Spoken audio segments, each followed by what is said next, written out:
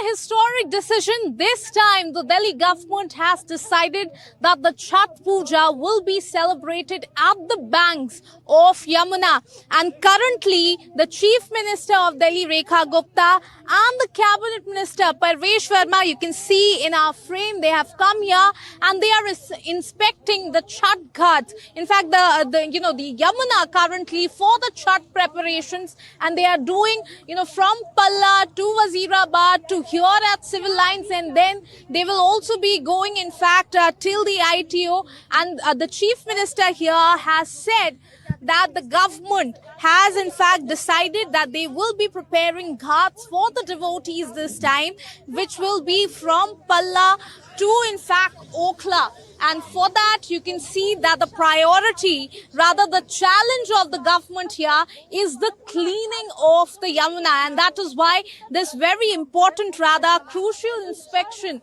is being done at this point of time by the Chief Minister, Rekha Gupta, and by the Cabinet Minister, Parvesh Verma here. Because, we are seeing that the Chhath Puja is in fact just round the corner.